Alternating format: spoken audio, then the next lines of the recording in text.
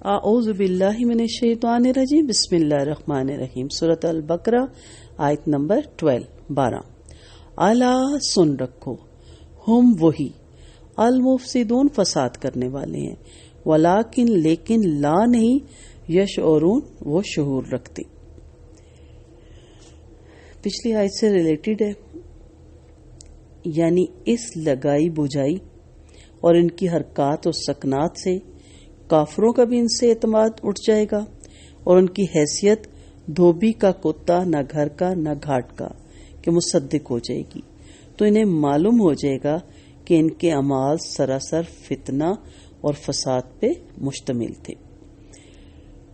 ان کا ذکر کیا گیا جو کہ ادھر کی باتیں سن کے ادھر لے کر جاتے تھے اور پھر اس پہ کیا کہتے تھے کہ ہم تو اصلاح کرنے والے ہیں. تو اللہ تعالی نے کہا یہ جو تمہارا طریقہ ہے نا، یہ اصلاح کا نہیں ہے، یہ فساد کا ہے. اب بھی مسلمانوں میں بہت سے لوگ ایسے ہیں جو اللہ کے ساتھ شرک کو اولیاء کا ادب، بدعات کو قرب الہی کا ذریعہ، کفار سے دوستی اور ان کے غلبے کے لیے کوشش کو حالات کا تقاضا قرار دیتے ہیں. مسلمانوں کی نسل کشی کو خاندانی منصوبہ بندی کہتے ہیں، بدکاری اور بھیائی پھیلاتے ہیں اور عورتوں کے حقوق کا تحفظ قرار دیتے ہیں. ہر برے سے برا کام کا نام بدل کر خوشنما بنا دیتے ہیں. کچھ اور لوگوں نے زنا کو متع اور حلالے کا، باجوں گاجوں اور موسیقی کو قوالی اور روح کی غذا کا، اور نشہ آور مشروبات کو نیند وغیرہ کا نام دے کے کہ سکون ملتا ہے، نیند آتی ہے، حلال رکھا ہے. یہ سب نفاق کی علامت ہے اور یہ سب فساد فی الارض ہے، لیکن وہ شعور نہیں رکھتے. ان کے بارے میں تو یہ تھا کہ وہ شعور نہیں رکھتے، یعنی شعور شین عین را، شا را اس کا روٹ ہے، بال کو کہتے ہیں کہ اتنی باریک سی بات، اتنی ہلکی سی بات ان کو سمجھ نہیں آتی کہ یہ حرکتیں لگائی بجائی کرنا، ادھر کی بات ادھر پہنچانا، کسی کے فنکشن یا کسی جگہ صرف ٹول لگانے کی غرض سے جانا اور پھر وہاں سے آ کے ان کے دشمن یا ان کے مخالفین ان کو پوری رپورٹ دینا. کوئی نہیں گیا، کوئی بھائی بند ناراض ہے تو اس کے آگے کان میں جال کے اس کو ایسی باتیں بتانا کہ وہ مشتعل ہو اور پھر وہ تڑپے سڑے جلے، یا پھر ان کو اس کا رسپانس دے، گالی گلوچ کرے. تو یہ سارا پیچھے دیکھنا یہ ہوتا ہے کہ تیلی کس نے لگائی. تو جس نے پہلی تیلی لگائی نا، وہی اصل فساد پھیلانے والا ہوتا ہے. تو اگر آپ کہیں گئے ہیں تو کہتے ہیں کہ آنکھیں اور کان بند کر کے جائیں، اور جب وہاں سے نکلیں تو زبان بند کر کے آئیں. ہم تو بٹر دیکھتے ہیں، ہر بات سنتے ہیں اور غور سے دیکھتے ہیں کون کس سے کیسے بول رہا ہے، اور اس کے بعد جب وہاں سے نکلنے کی دیر ہے تو ہم کہتے ہیں دیکھا ہے اس کی بہو صحیح نہیں بولی، کوئی کہتا ہے دیکھا ہے 2-3 دفعہ کا، پھر اس کی بیٹی اٹھی کو چائے بنانی. یہ سب کیا ہے؟ یہ فساد فی الارض ہی تو ہے. تو اس لیے چھوٹے لیول یا بڑے لیول کا فرق نہیں، اصل ہے نافرمانی کس کی ہے.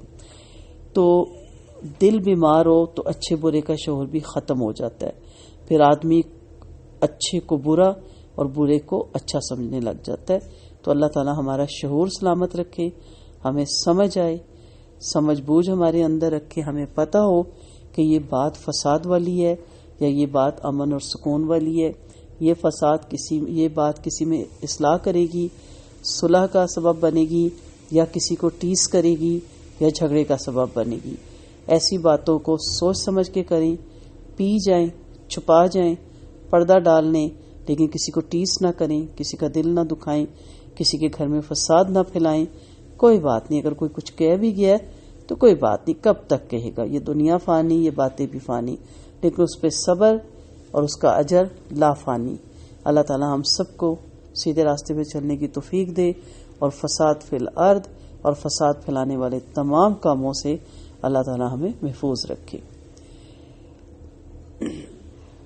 قرآن مجید میں سورۃ فاطر میں اللہ تعالیٰ فرماتے ہیں فَمَنْ زُيَّنَ لَهُ سُوءُ عَمَلِهِ فَرَآهُ حَسَنًا.